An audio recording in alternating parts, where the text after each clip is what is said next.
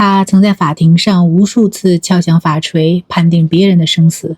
他主审过震惊全国的马加爵案，也参与审理过恶贯满盈的孙小果案。他被叫做明星法官，是司法系统一颗冉冉升起的新星。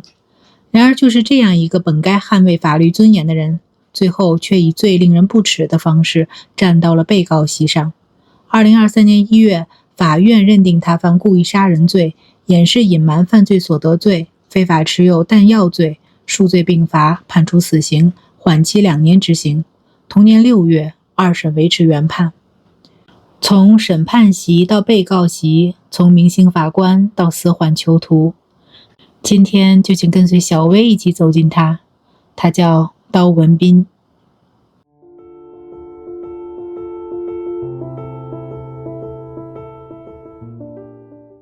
刀文彬1969年7月出生于云南昆明。1991年7月，他从西南政法大学法学系毕业，被优中选优进入昆明市中级人民法院从事刑事审判工作。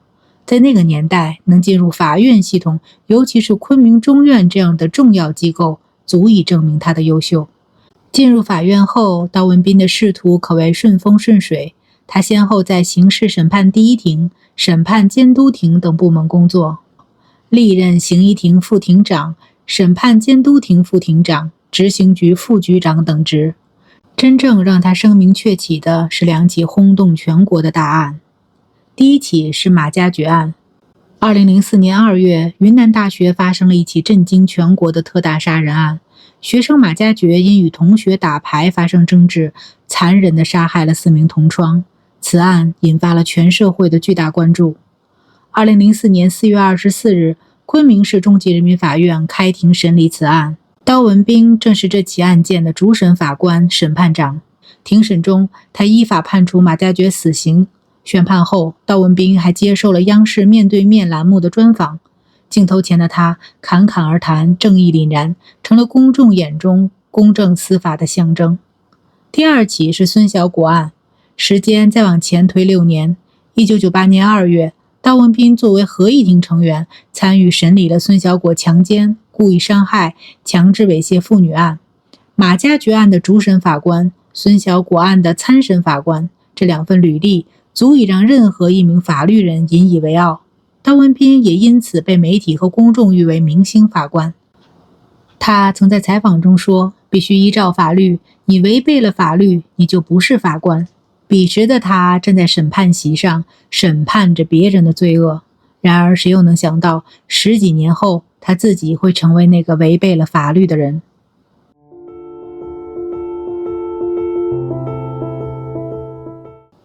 2019年9月底，昆明市中心某高档小区，一个看似平常的秋日清晨，突然一声沉闷的巨响划破了宁静。一名女子从23层高楼坠下，重重摔落在地面上。居民们被眼前的惨状惊呆了，急忙报警。警方很快封锁了现场。坠楼女子约40岁，警方在勘查中发现，女子坠落的23楼住宅内有一名男子，这名男子随即被警方带走。这名男子就是刀文彬，而坠楼身亡的女子身份同样特殊，她是昆明市中级人民法院司法技术处的一位副处长，同时也是刀文彬的女友。一位法官，一个法院女处长，在同一间屋子里，女子坠楼身亡，消息立刻在昆明政法系统内引发了巨大的震动。那么当天究竟发生了什么？据知情人士透露，悲剧的导火索远比人们想象的更加复杂。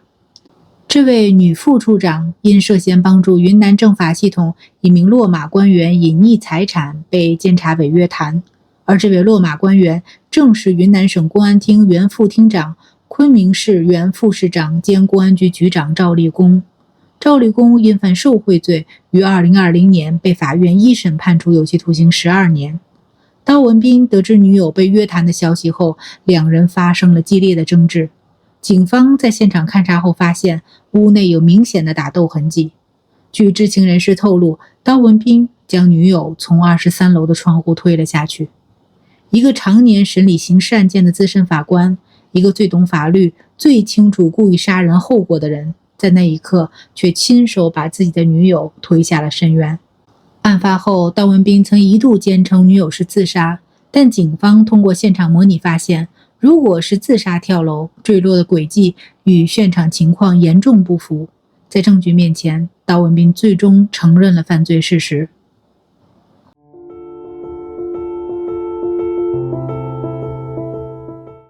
刀文斌被警方带走后，案件并未立即进入公众视野，毕竟被告人的身份太特殊了。一位在职的资深法官被指控杀人，这个消息一旦传开，对整个司法系统的冲击力可想而知。直到2020年10月21日，一份由云南省高级人民法院发布的指定管辖决定书在网上公开。这份法律文书如同一颗重磅炸弹，瞬间引爆了舆论。决定书显示，玉溪市人民检察院提起公诉的被告人刀文斌故意杀人罪、掩饰隐瞒犯罪所得罪、非法持有弹药罪一案，指定玉溪市中级人民法院审判。3项罪名，每一个都触目惊心。先说故意杀人罪，这是最核心、最严重的指控。2019年9月，刀文斌在昆明某小区23楼的住所内，与女友杨某发生争执后，将其推下致其坠亡。作为一个从事刑事审判数十年的资深法官，刀文斌比任何人都清楚故意杀人的法律后果。故意杀人罪的法定刑期是死刑、无期徒刑或者10年以上有期徒刑。然而在那一刻，愤怒和恐惧压倒了他所有的理智和专业素养。再说掩饰隐瞒犯罪所得罪，这项罪名与那位落马的公安厅副厅长赵立功密切相关。据媒体报道，刀文斌的女友杨某曾为赵立功隐匿财产，而刀文斌本人也涉嫌为他隐匿非法所得。请注意，这项罪名仅意味着刀文斌为他人隐藏了犯罪所得，并不一定意味着他本人贪污或受贿。但即便如此，作为司法人员，知法犯法，帮助他人隐匿赃款，同样是对法律尊严的严重亵渎。最后是非法持有弹药罪。警方在调查刀文斌杀人案的过程中，依法对其住所进行了搜查，结果让所有参与搜查的人都倒吸一口凉气。在他的住所查获了私藏的弹药。一位法官，一个本该严格执行枪支弹药管理法规的司法人员，竟然在家中私藏弹药，这已不仅仅是道德败坏的问题，而是赤裸裸的违法犯罪。2020年6月30日，就在刀文斌被提起公诉的同一天，昆明市第14届人大常委会第28次会议表决，免去了刀文斌的昆明市中级人民法院审判员的职务。曾经高高在上的法官被正式剥夺了审判者的身份。值得一提的是，在刀文斌案的办理过程中，还有一段小插曲。案件原本应当在昆明中院审理，那是刀文斌工作了近30年的地方，那里有他的同事、他的下属、他的熟人。如果放在昆明中院审理，舆论难免会有质疑。一个法院审理自己曾经的法官，能保证公正吗？正是出于这种考虑，云南省高级人民法院才依法指定玉溪市中院异地审理，这是为了避免可能的干扰，确保案件得到公正审判。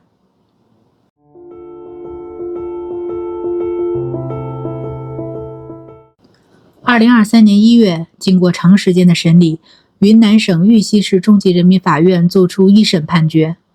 法院认定被告人刀文斌犯故意杀人罪、掩饰隐瞒犯罪所得罪、非法持有弹药罪，数罪并罚，决定执行死刑，缓期2年执行，剥夺政治权利终身。3项罪名数罪并罚，死缓，这是法律对刀文斌罪行的严厉回应。然而，刀文斌不服一审判决，提起了上诉。他或许还抱有一丝幻想，希望2审能够改判。毕竟，他曾是法律系统的自己人，会不会有人网开一面？但法律没有给他这个面子。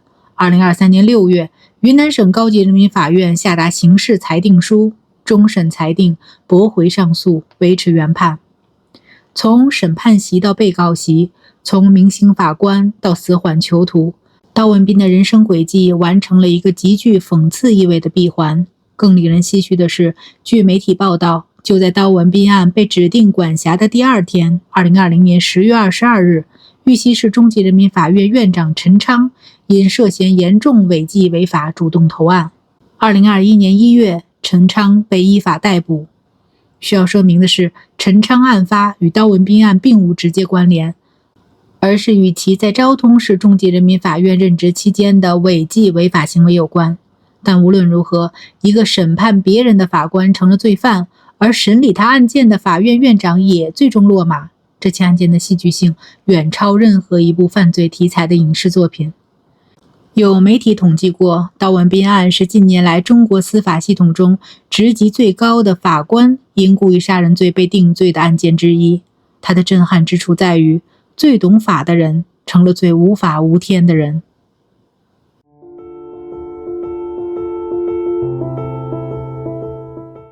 2019年那个秋日，当刀文彬将女友从23楼推下的那一刻，他推下去的不仅是一条鲜活的生命，更是自己数十年的法律信仰，自己的职业生涯，自己的一切。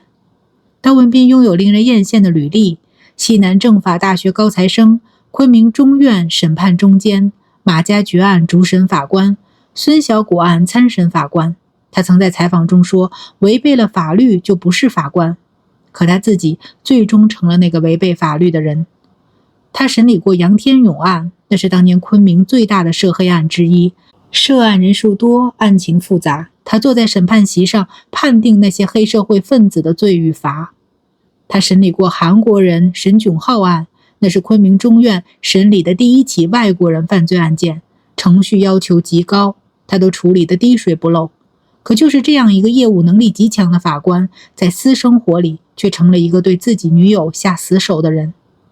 更值得深思的是，一个长期从事刑事审判的资深法官，竟然在家中私藏弹药，竟然能长期与落马官员存在利益关联而不被察觉。这暴露出的问题远不止刀文彬一人。刀文彬案一审宣判后，有法律界人士评论说，法律面前没有自己人，也没有外人。无论你曾经多么辉煌，无论你手中握有多大的权力，一旦跨过了那条线，你就是被告，你就是罪犯。刀文彬用自己的一生证明了这句话。从明星法官到死缓囚徒，刀文彬的堕落轨迹始于那个秋日清晨，终于法锤落下的那一刻。法网恢恢，疏而不漏。感谢您收看今天的小薇说案，我是小薇，我们下期再见。感谢大家观看今天的案件解析。如果您喜欢我们的内容，别忘了点赞、订阅小薇说案，打开小铃铛，第一时间获取最新更新。